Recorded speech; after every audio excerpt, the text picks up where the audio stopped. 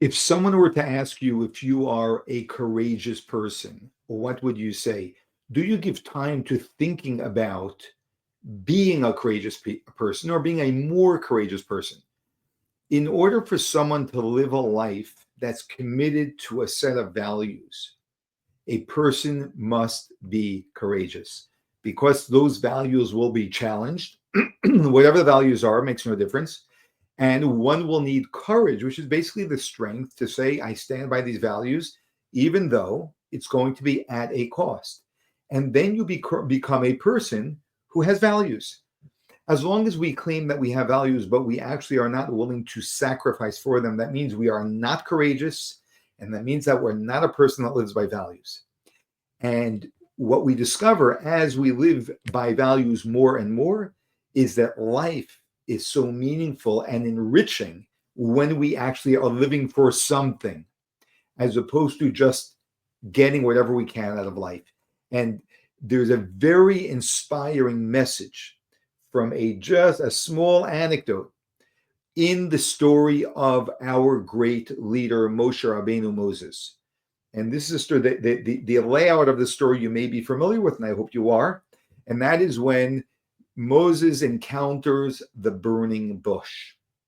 He sees that there is, he's shepherding his flock, and he suddenly sees that there is a thorn bush.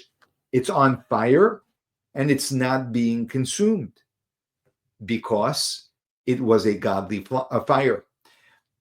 And he turned to see what was going on there.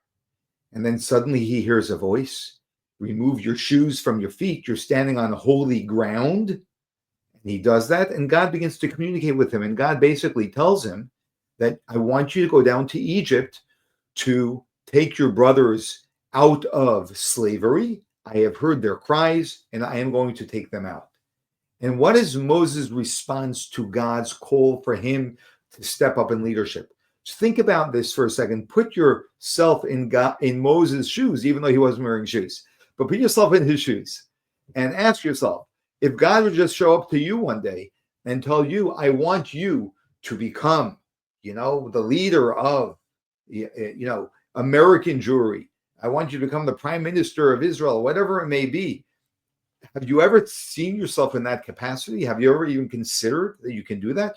Do you think you have the qualities to do that? The vast, vast, vast majority of people will,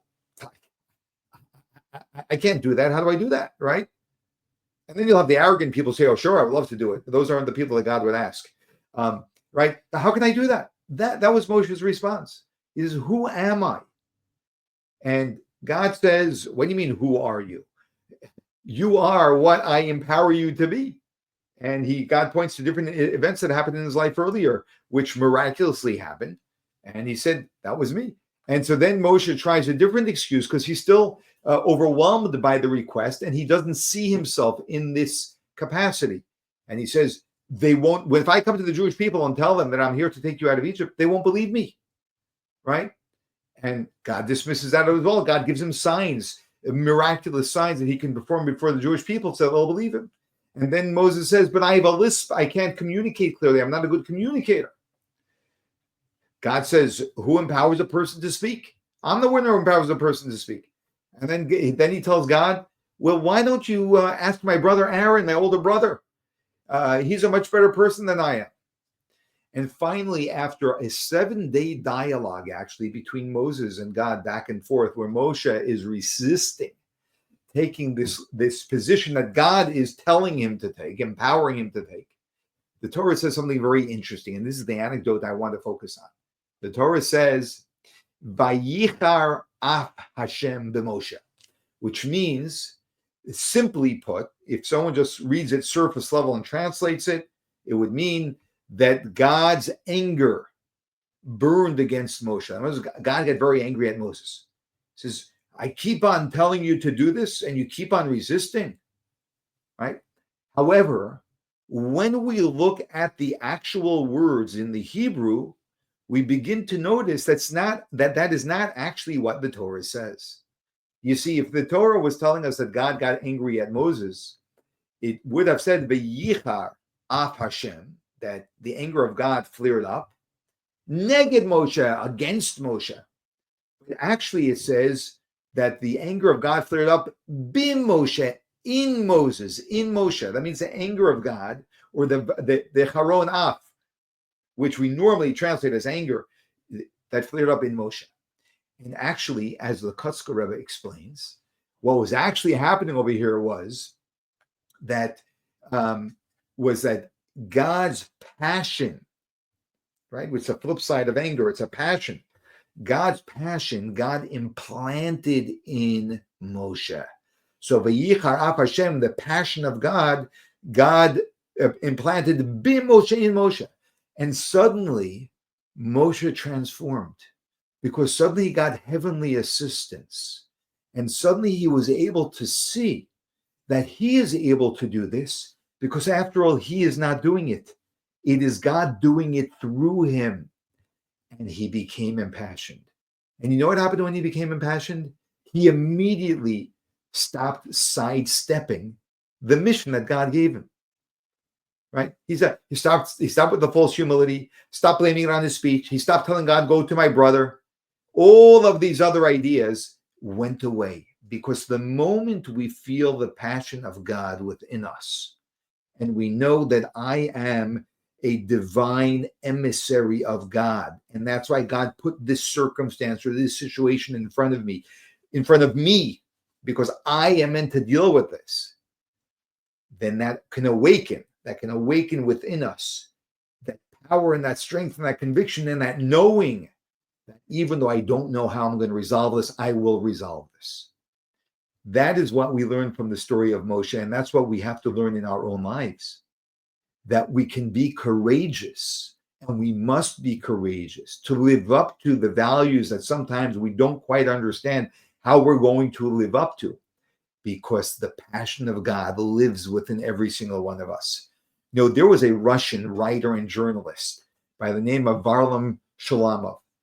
He was a survivor of the gulag, you may be familiar with, which was one of the most horrific and torturous prisons in history in Russia. And he said something very fascinating. He said that when he was being imprisoned, he was a thoughtful man.